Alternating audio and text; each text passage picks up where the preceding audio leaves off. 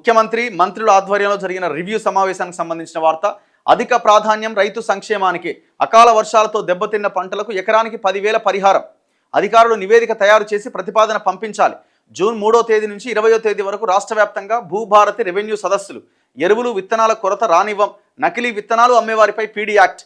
ఇందిరమ్మ ఇండ్ల లబ్ధిదారులకు టోకెన్ ద్వారా ఉచిత ఇసుక సరఫరా. కలెక్టర్లతో వీడియో కాన్ఫరెన్స్లో ముఖ్యమంత్రి రేవంత్ రెడ్డి. గతంలో కంటే 22 లక్షల టన్నుల ధాన్యం ఎక్కువగా కొనుగోలు చేశామని వెల్లడి. అంతా బోగస్, మొత్తం బోగసే. ఇప్పుడు ఒకటే ఒక పాయింట్ తీసుకుంటా నేను. నకిలీ విత్తనాలు అమ్మేవారిపైన పీడీ యాక్ట్ పెడతామని రేవంత్ రెడ్డి అంటున్నాడు కదా. పక్కన ఎవరున్నారీడా? తుమ్మల నాగేశ్వరరావు ఉన్నాడా? వ్యవసాయ శాఖ మంత్రి. నేను అక్కడ ఉన్న మంత్రులను కంపేర్ చేస్తూనే మాట్లాడతా. జరిగిన ఇన్సిడెంట్స్, జరిగిన సంఘటనలు మంత్రులతో కలిపి నేను మాట్లాడబోతున్నా. నకిలీ విత్తనాల గురించి పీడీ యాక్ట్ పెట్టేస్తామని ముఖ్యమంత్రి రేవంత్ రెడ్డి చెప్తున్నాడు.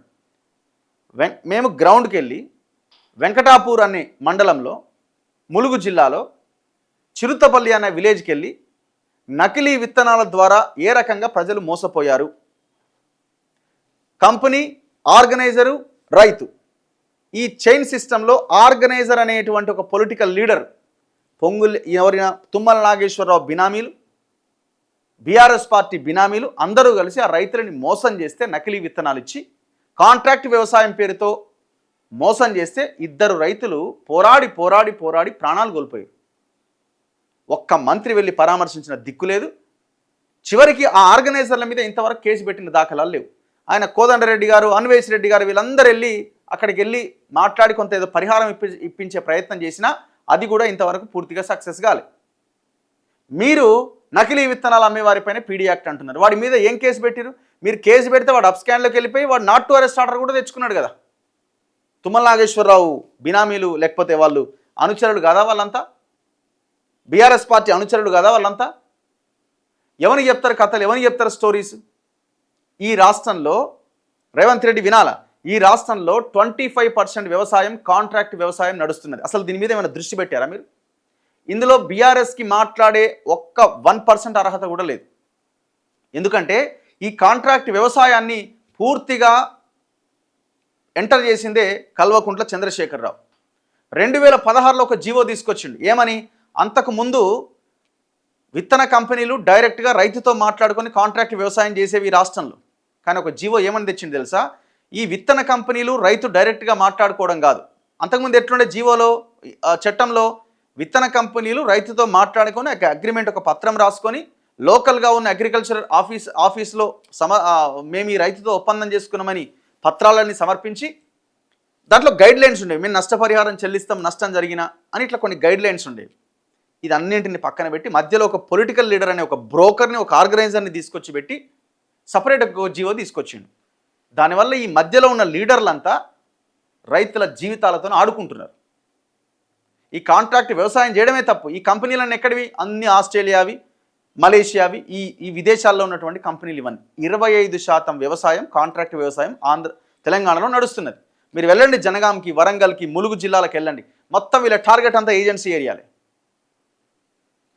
మన భూముల మీద ఒక భయంకరమైన రీసెర్చ్ నడుస్తున్నది. రైతుల ప్రాణాలతో చెలగాటమాడుతున్న రీసెర్చ్ నడుస్తున్నది. జన్యు మార్పిడి విత్తనాలు ఇచ్చి ప్రజల ప్రాణాలతో ఆడుకుంటున్నారు. ఎవడు చెప్పాలి ఇదంతా? ఇది తెలియదా ముఖ్యమంత్రికి? తెలియదా తుమ్మల నాగేశ్వరరావుకి? వీళ్ళట నకిలీ విత్తనాలు అమ్మేవారి మీద పీడీ యాక్ట్ పెడతారట. మొన్న జరిగిన ఇన్సిడెంట్ మీద దిక్కు లేదు. అందులో కాంగ్రెస్ లీడర్ ఉన్నాడు, బీఆర్ఎస్ ఉన్నాడు అని చెప్పి బీఆర్ఎస్ వాడు మాట్లాడు, కాంగ్రెస్ వాడు అరెస్ట్ చేయడు.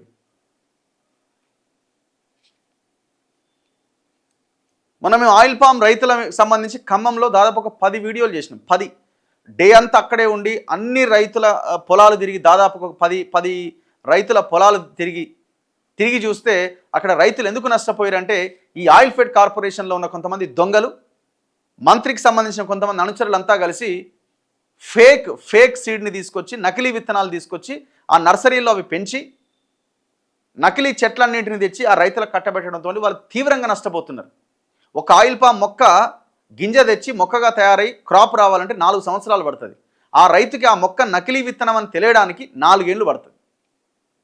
4 ఏళ్ల తర్వాత నకిలీ విత్తనం అని తెలిస్తే ఆ రైతు గుండె ఎంత ఘోరంగా తల్లడిల్లుతుంది.